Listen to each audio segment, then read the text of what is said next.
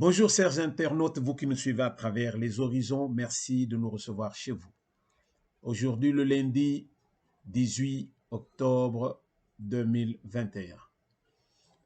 Nous avons un temps à partager ensemble, mais nous tenons d'abord à vous remercier, vous qui prenez le temps pour nous écouter et surtout partager nos vidéos et encore enfin souscrire.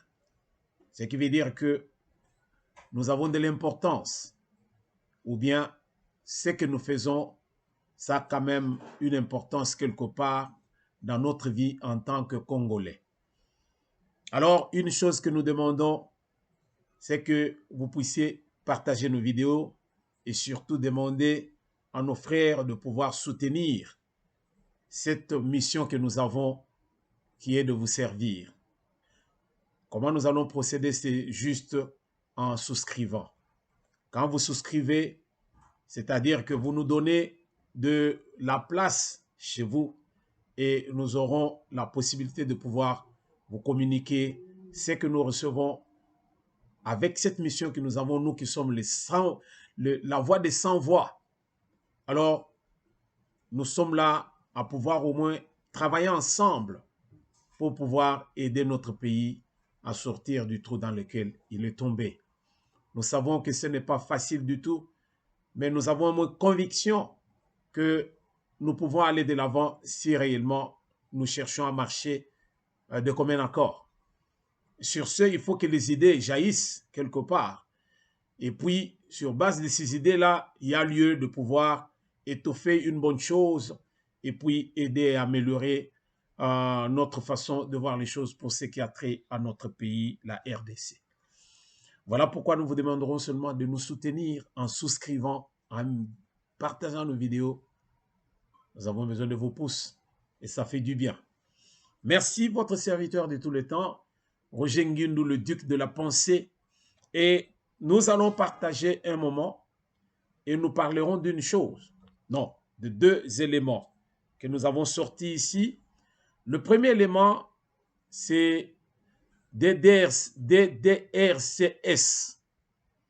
Nous disons que c'est un danger pour l'Est de la République. Donc, désarmement, démobilisation, réinsertion communautaire et stabilisation. Ce programme, est-ce un bon programme pour la République? Nous parlons Marche de la Mouka, nous parlons Séni, nous parlons Cholet, nous parlons Tshisekedi. Mais il y a des choses qui sont aussi importantes, là où les gens ne prêtent pas beaucoup d'attention. C'est par exemple ce programme de DDRCS. DDRCS, est-ce un bon programme pour la République et surtout pour nos amis de l'Est de la République? Alors, le deuxième point que nous allons aborder lors de notre entretien de ce soir, non, d'aujourd'hui, c'est la CENI.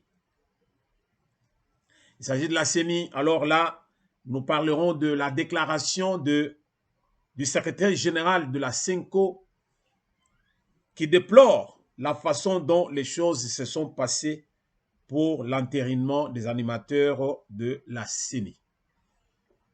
Alors voilà les deux points sur lesquels nous allons tabler aujourd'hui et j'aimerais que vous puissiez au moins nous prêter beaucoup plus d'attention. Nous allons partager ensemble et c'est parti, mais nous allons commencer avec la CENI pour terminer avec DDRCS qui fait partie de notre titre, disons, le sujet principal, c'est celui-là. Peuple congolais, ça fait un beau bout de temps qu'il y a une guerre qui est sans merci en RDC, la guerre asymétrique à l'est de la République. Cette guerre qui a fait déplacer, qui a fait beaucoup de déplacés, cette guerre qui a emporté les âmes, cette guerre qui a divisé les familles. Et cette guerre ne finit toujours pas. Bandeko ezosala pasi na mawa. Parce que chaque jour, on a un rapport. Il y a que Batubazo Koufa. Nangonga, il y a au moins plus de 5000 personnes qui ont été sous parce qu'il y a eu affrontement entre les miliciens na force armée na biso. Alors, Massa, c'est Betami Nandenga Moukete population, Kimi Bazamba Lissous. Et pourtant, idée où il y a chef de l'État, il y a état de siège. En tout cas, ce bateau, bazo boya programme oyo, ou bien décision où il y a état de siège, na éviter ceux qui bazo à côté nini, mais to comprendre une chose. Ndenge bato bazalaka kokufa, ezali ndenge bato bazo kufa le loté. C'est un point plus. C'est un plus, voulais-je dire.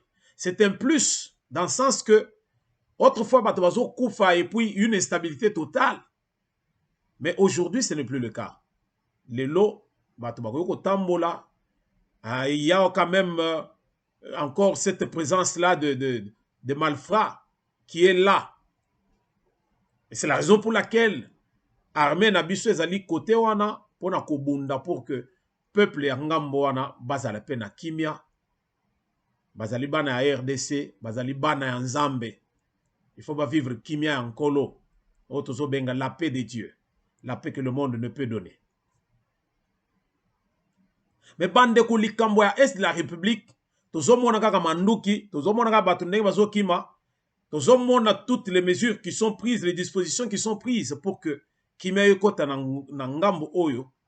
Mais to comprendre que il y a encore ce que nous appelons une bombe à retardement. Oyo ezali na kati ya likambo ya DDR CS. Désarmement, mobilisation, réinsertion communautaire et stabilisation, ça sonne bien na mato inabiso. Mais na kati kuna, il y a des choses qui se cachent. Oyo nangai na moya lelo soto fongoli misute, lobby, danger rozale ya mukete, toujours kaka pona bandeko, ya ngambo ya Est la République. Pourquoi? Parce que kuna bitumbeza butumoi, ce n'est pas un secret pour quiconque. Nous savons que Zali Likolo ya ba minéré na biso. Batu oyo, bazali na posa ba utiliser ba minéré wana sans toutefois passer par la voie officielle. Nde bazali ko alimenter guerre wana pour que secteur wana ezala toujours na désordre total. Secteur wana insécurité ezala. Et ça les profite parce que bango na MONUSCO ezala kuna basi bakoma famille. Bazo yoka na MONUSCO azo yiba, bango bazo yiba, alors ça, donc ils sont là. Bazo sepe le désordre des ala. Bazo sepe la instabilité des ala. Mais pendant ce temps, l'instabilité à l'est de la République, ils allaient instabilité pour la République démocratique du Congo. Instabilité à l'est de la République, bande konabiso bazo kufa, bande konabiso bazali violé, bande konabiso bazali tué, décapité, modèle wana ezali mort. État de siège ezali kuna, mais les résultats jusqu'à ce jour ne sont pas concluants. Et nous n'avons pas à nous cacher la face. Quand bien même na sepela ki na décision à mokonzi tango alobaki, état de siège kolungwa, soki penza, raison pour laquelle ba statuer qui pour que état de siège wana ezala, soki raison wana ezali et trouver gain de cause. C'est-à-dire, ce qui peut ayer dans l'Est de la République, donc on l'état de siège. Le cas échéant, il n'y a rien et côté calé et demeurer. Et moi, je suis de cet avis. To lingate que bande ko nabiso ba lungwa, ici kawana armée nabiso lungwa, ko sabati kala ba continuer ko sala désordre bazali na posa ko sala jungle ezonga comme autrefois. Ce qui fait mal au cœur. Ezali comme on a été guerre wana ezali soutenu par batu mususu bavandi na kati assemblée nationale, ba mususu bavandi na sénat. Biso moko tozolinga ki bande ko na biso bakufa. Biso moko tozolinga ki mboka na biso ezala bongo. Mais pendant ce temps nous nous disons décideurs. Et c'est là où le bas blesse. Mbosso est allé jusqu'à dire que bino batu bovandi na kati ya baban awa bozola kisa combien bino nde bozolinga penza ke mboka ebonga. Bino d'abord nde bobima na zamba. Bokite ba groupe armé. Ce ne sont pas mes propos. Alors, quand le président de l'Assemblée nationale va jusqu'à sortir de pareils propos, alors nous devons comprendre une chose, que il avait tous les éléments. Il avait tous les éléments en main pour pouvoir faire de pareilles déclarations. Alors, yo mutozo lala, ya kolobake, état de siège yango tina nango nini? Bazo bebiseka mbongo, Tshisekedi yango amona makambo. Bakufinga ye na makambo, oyo même etali ete, oyo ezali te, que ezali responsabilité na ye. Tout simplement parce que y a zali mokonzi mboka, alors tout doit tomber sur sa tête. Oui, c'est bien bon. Je ne suis pas l'avocat de Tshisekedi. Non. Je vais dire tout simplement que l'homme qu'il faut à la place qu'il faut, mutuna isika zali asala, ça va nous aider. Ce qui y a parlement, bon, bazo peso ezamouke, lungwa parlement, kende na front, comme ça, okutana na armée na biso soko za makasi tenir bon. Yozo futa batwana ba mbongo moko mike. Mais pendant ce temps, bangonde bazo kufa, yo vandi koto, yozo lia na yo bien, souci ezate. Bandeko, nazo lobela likambo oya, désarmement, na démobilisation. Ezali bien. Ça sonne bien. Et quand à lire seulement désarmement, démobilisation, réinsertion communautaire et puis stabilisation, ça sonne bien. Tout ça, à chaque fois, awa, batou autant, bayaki ko déposer ba arme, bato autant, bayaki ko déposer ba arme, groupe boye babimi na zamba, bango bayiko mitika. Mais c'est quoi nazo tuna bino motuna? Oyo bazo ya ko mitika. Est-ce que ba nyonso na bazo ya ko mitika, bazali ba congolais? Ou bien mélange zanakati? Motuna yangoana. Nde isika tolobi danger ezali. Mais c'est un danger où tozo comprendre te. Banyamulenge bakota boye. Lelo bakomi ko réclamer mabele na biso. Totala tobona penza bato bazo sala tolo ba gadget ya kotambwisa ya ba publicité, tomona ba sac, ba sali carte penza ya RDC côté kuna na ngambo bakata. Ngambo wana ezali wapi? Ya Rwanda. En passant, je vais ouvrir une parenthèse que je vais fermer. Tolobelaka dans une des émissions, les Kamboya Accord de la Mera. Accord oyo basinyaka oyo sala penza que non 200 km na kati ya mboka na biso, tokoki kotikela ngo ba Rwandais, ba Ougandais na ba Burundais. Ça va nous faire 600 km le long de notre frontière avec ces trois pays. Alors, bakoki kokota kuna juste pour na sécuriser mboka na bango. Et c'est écrit dans notre constitution. Depuis que Tolobela Makambouane, et c'est connu de nos députés qui sont au Parlement aujourd'hui. Quelles sont les dispositions au Bango Bazui pour que Balongole loko wana na constitution na biso? Parce que loko wana ndezo pesa batu wana bali ya libanda makasi ya kokote pa na biso parce que c'est écrit dans la constitution. Yango basi bakota déjà bavanda. Bitumbo ndenge zo le kabo les 200 mètres wana 200 km wana. Ezali zone on dirait ezali zone neutre moko boy. Zone wana ezali zone sous contrôle ya ba ennemi, tono ba pays voisins.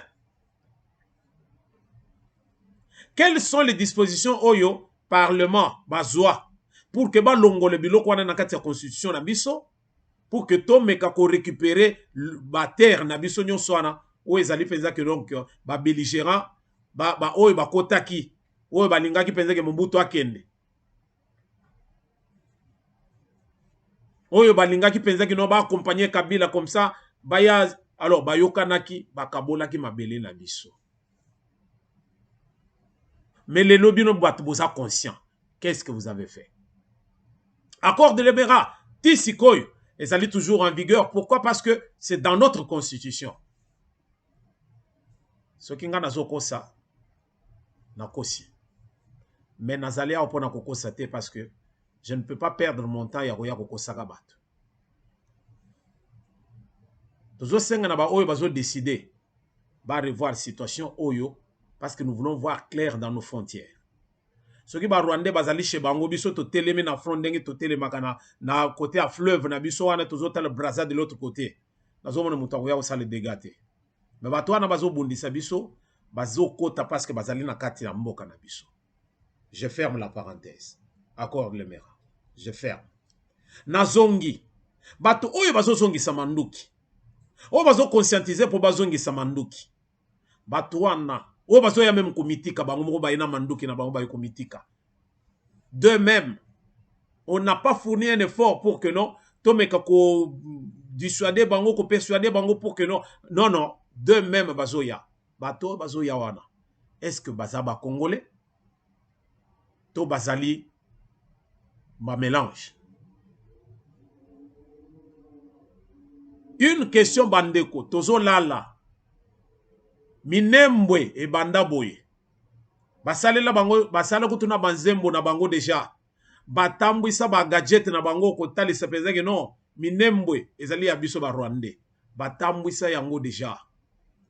Heureusement avec le nouveau régime to bunditi eloko minembwe wana penze kotima ina na mutoya ki nango azangi ministre de il y a décentralisation. Le représentant kota mai. Alingaki pe asa la république na ye.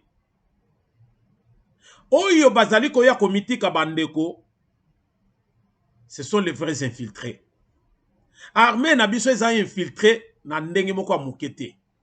Lelo sikoyo armée déjà infiltré bozo récupérer batu oyo ya ba milice oyo bozo tia bango lisusu pour que non réinsertion bon réinsérer bango wapi dans quelle armée banda nani comment on les appelle encore oyo banda ba recrue abanda penza recrue abanda penza ti ndenga ko ya komata to nini akomata mbula nini parce que ndenga zali wana azali analphabète alors mukolo nini akoya kozwa ba grade parce que soka ke akozana ilikiliti nati to comprendre loko oyo bazo katisa oyo bazo ya komitika ba congolais ou bien baza mélange nakati wana ba burundais bazali ba ougandais bazali ba rwandais bazali lingala swahili ezali ya batu nyonso bande ko na biso oyo ya ngambo wana mususu pe bazaka na bilongi wana côté à est et nous prendrons tout le monde tozotia bango wana nzokande baza ba infiltré. O ba koya kosala siko na kati ya réinsertion yo nanga to yebi yango te. Si Rwanda lelo aya ko envahir biso eza yelo ko ba préparer ça fait longtemps. Période à Mobutu bazaki penza na pasi bazaki na possibilité wana te bazaki na opportunité wana te. Mais lelo baye ko kuta penza ke muto akotisaki bango Kabila père et ils en ont profité. Lelo sikoyo bakoma ko réclamer même na mabele. Il en est de même dans le programme oyo, il y a DDRCS oyo. Tozo linga pensa que désarmement installement. Très bien. Une bonne initiative. Tozo linga pensa que non, démobilisation installement. Très bien. Une bonne initiative. La réinsertion. Batubozo Kanga. Si c'est un étranger, qu'est-ce que vous faites de lui? Voilà là où il y a ba bémol. Ba bémol eza bisika wana bandeko. Lobby. Okomona que non, kimia ese kotaki kote kuna désordre zongi lisusu. Pourquoi? Parce que batu oyo bino bo réinsérer wana, baza ya bino te. C'est aujourd'hui ou jamais. Biso to lobby to leki. O bazo linga koyoka bayoka. Mais mi souci na biso ezali il y a que kimia ezonga na est de la République. Ce qui kimia ezali dans nos frontières. Biso nyo tozo la bien. Tozo la bien. Alors ce qui le tozo ka kuna ça ne fonctionne pas et pas iboye ezali mutu pasi. Alors quelque part vous voyez ça nous déstabilise. Tozana makambo ebele ko sala. Tous les qui s'attendent à biso nyo kaka seulement pour na makambo à est. Réinsertion. Et ça problème. Bato bazo ya komitika. Est-ce que bango nyonso baza ba Congolais? Une question. Est-ce que bango nyonso baza ba Congolais? Je reprends la question. Bato oyo bazo ya komitika. Bango moko ba yokotika manduki. O biso to yokomitika. Bozo biso. Réinsertion tolingi. Stabilisation oui. Mais est-ce que bango nyonso baza ba Congolais? La question est posée et ça reste là-bas, reste dans le camp de tous ceux qui reçoivent oyo bazoya komitika. République nde ekoyeba eloko nini tokosala, mais peuple congolais république oyo eza ya biso. Tolala te pour que lobi toya kolela. Lelo tozoloba Rwanda et envahissa biso. Mais la république, la population rwandaise, c'est même pas la population de Kinshasa.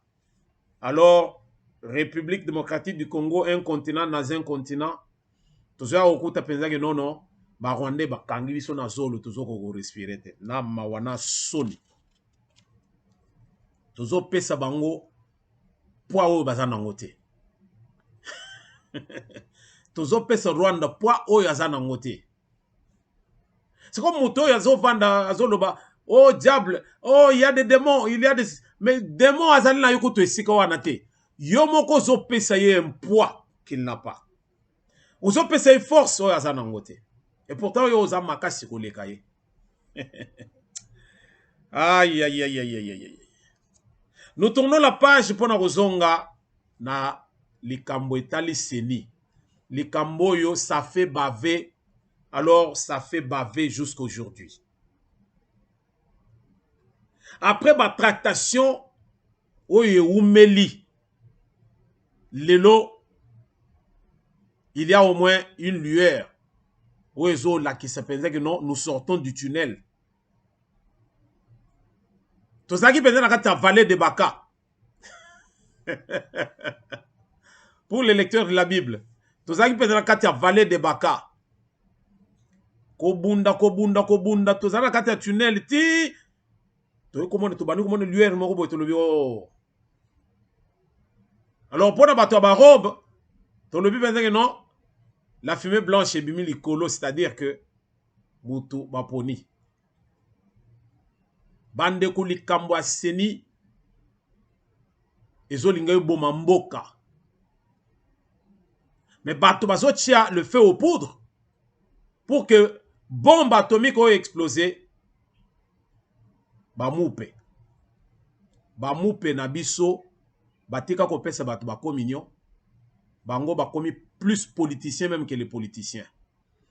Mais bayoko la qui se pensait que bazana à limite. Si vous avez fait votre théologie, bosuka kuna na théologie na bino.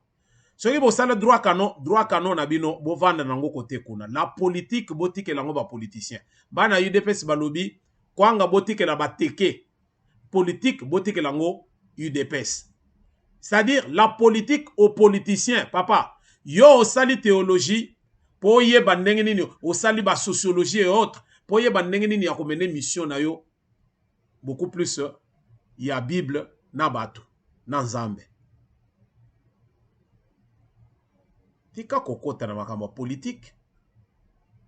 Le lo mbongo avandi dans l'ombre, azotinda kilanda na yenani, abe Shole.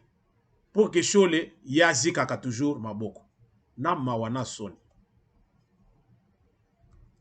Likambo seni o mbelese sila kala. Et sika bakenda kokuta na kuku, pour que bapona ba oyo ba animateur ya seni yonanga tozalaki te. Basali makambo na bango bayokani bien. Toya kokoma na ngonga moko boye, ils sont dans l'impasse. Quelle est la raison yonanga tozokoma te? La raison moko kaka. Parce que basango bazolinga bazala na injonction, bazala na même mise sur seni. Pourquoi? Balia ba mbongo ya bato. Balia ba mbongo ya bato. Ils doivent aux gens bato oyo ba pesa bango ba smartphone et autres. Alors yango na batika ndeko na bango oyo muto bayana yawa oyo toyebi kuto isika utate o bazo benga mafa bayana ye bayeba ki penza que non lobi soki azui biso tokobika. Batambwisa dans l'utopie. Il y a un résultat des urnes. Atikala dans cette utopie tilelo. Azanga même qu'on travaillait à côté de celui qui était son frère même de l'église, Félix Tshisekedi, qui était son frère, il y a l'église là-bas. Oh, il a les mains sales. Lelo siko yewa na vandi, a combien qu'on s'appelle là-bas, pesa et moi, palissade na et Hyundai. Mais nous sommes sakana. Oh sakana. Avant de parler à ça là de l'autre côté, mutumususu azoke nuzi kama boko na parlement kono po yazo akambongo. C'est du n'importe quoi, n'importe quoi. Hein? Oh mon penza parlement ya pata gunya penza. Comment voulez-vous mutoya kate na hémicycle bazo foutele pour ani? Bazo foutele nini? Il peut s'absenter 1, 2, 3 fois. Mais ce qui est comme penza ya yaka na yete. Et pourtant azali parlementaire, alors je ne sais pas. Vous allez dans un règlement, vous allez dans un règlement dans l'intérieur, vous n'avez rien, vous n'avez pas un statut qui vous régit. Et vous allez dire que vous avez un parlement. Ça fait honte. Biloko il faut ici là.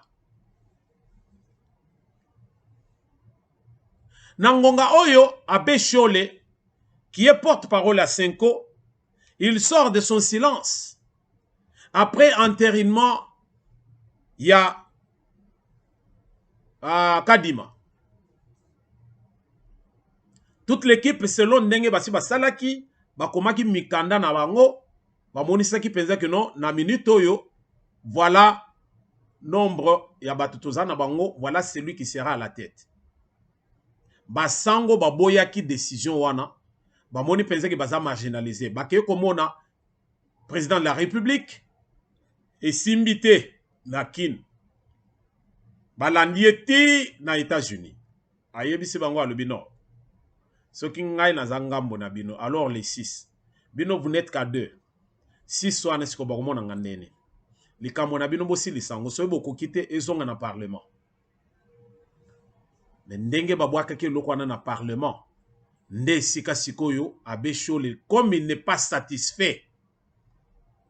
Abe Chole a parlé. Je vais lire parce que je ne veux pas oh non, j'étais en train de divaguer. Non. Abe Donassé Chole sur l'entérinement des membres de la CENI. Un grand titre. Félix Tshisekedi a encore l'occasion de se rendre crédible. Ça, c'est Abe Chole qui parle. Il dit ceci. J'ai du mal à croire que ce qui s'est passé au Parlement serait les instructions qu'il a données au bureau de l'Assemblée nationale. Ça va se savoir. Qui a donné les instructions à l'Assemblée nationale? Tshisekedi. Donc, malgré Basango Anabo saboté. Ça, c'est Chole qui dit. Si c'est ça, alors ça devient grave. Et on aurait affaire à un comité central du temps de Mobutu. Ça, c'est Chole qui dit. Il a regretté, sincèrement. On se rend bien compte qu'on fait un pas en arrière et c'est triste. Si on regarde dans le passé, on se souviendra qu'une bonne partie de ces députés n'ont pas été votés, mais ont été fabriqués par le laboratoire de la CENI, c'est-à-dire que c'est à cela qu'on voudrait nous amener. Et c'est à cela qu'on voudrait nous amener, s'interroge Abe Chole. Donc, Abe Chole Lelo a reconnaître que un grand nombre de députés au dans l'Assemblée nationale Lelo, c'est une fabrication de la CENI de Nanga. Mais yé Abe Chole, mutoye bi que batuwa na bazalaki batuya fabriqué par la CENI. Mais Abe Chole, il était bango bazaki décidé comme ils ne veulent pas, comme les 6 autres confessions religieuses, bazoti kalas toujours avec Kadima, alors là nous souhaiterons même que Nanga continue avec la CENI.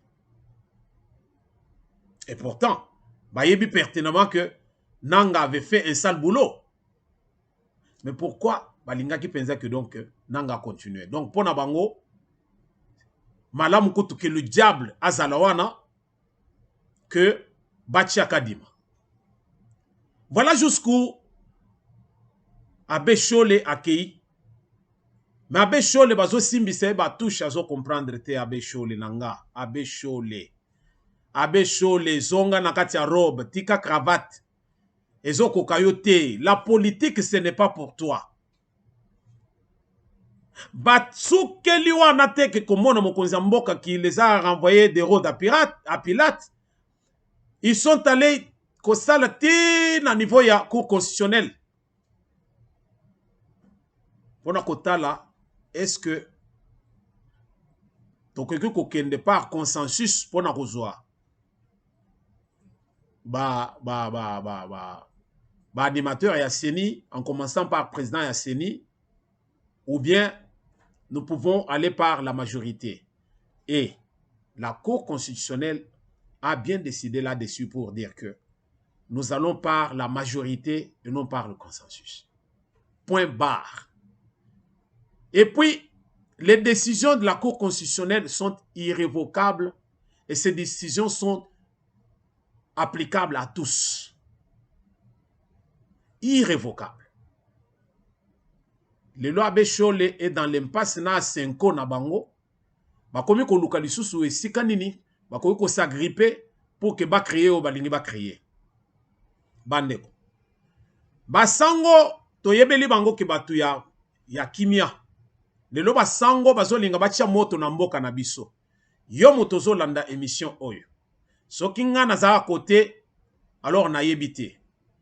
Analyse oyo tosali ozo comprendre que j'avais cité nommément quelqu'un qui est de bonne foi. Alobi non. Basango il faut pas se surpasser na biloko oyo totika au moins to progresser. Au lieu qu'on nous kakosala rando bras de fer et opese l'autre côté. Je cite en passant président Mbemba. Il a dit Toti Kabilo Koyo, to avancer. Pourquoi Bozolinga Bosala rando ici Koyo, là où il ne faut pas? Nous sommes à 8, 6, va voter pour. Alors, pour na binomi bale batbotikali, il faut penser en tout cas, to marginaliser. Non, non, non. Nous vivons nakati ya makambo ya majorité. Si Tshisekedi n'a pas pu gérer les 2 premières années, il y a mandature naïe à cause de la majorité. Il n'avait pas la majorité. Binope seka bokei majorité qui est côté Moussous et qui est côté Akadima. Bote Akadima sale. Bozo reprocher Yenin. Oh non. Il est l'homme du président de la République. Bandeko. Ti ndenge boya koyoka penzeke non bana changu pe batali bana ya président de la République na kamwe. Yango to zongi awa poto réfléchir biso nyoso ba congolais. Totika kolandaka batu pona kolanda. Basango balakisi ba limite na bango. Basango na lobby balakisi ba limite na bango. Et c'est ridicule. Ya komona porte-parole ya Senko otozo benga Bechole qui continue ya ko se salir modèle oyo. Yakota la penza que non, azo comparer sikoyo nini Assemblée nationale na comité central. Azo zongi sa penza que toute la période à Mobutu, effectivement période à Mobutu, on avait des gens oyo batumaye le muto za yiko sala. Tangu bino boyako kokota na conférence nationale, desi kama benyo soyet. Ti lelo ale, vous avez pérennisé makamona bino wana, bo continuer ango bo perpétuer ango ti lelo. Bino basango bokomi siko ba vrai politicien. Oyo bozo ka penza que non bato bazalaka na to benga nini na niveau ya conseil de sécurité. Tozo benga penza que bato bazana droit de veto. Basango bakomi na droit de veto na mboka na biso na RDC.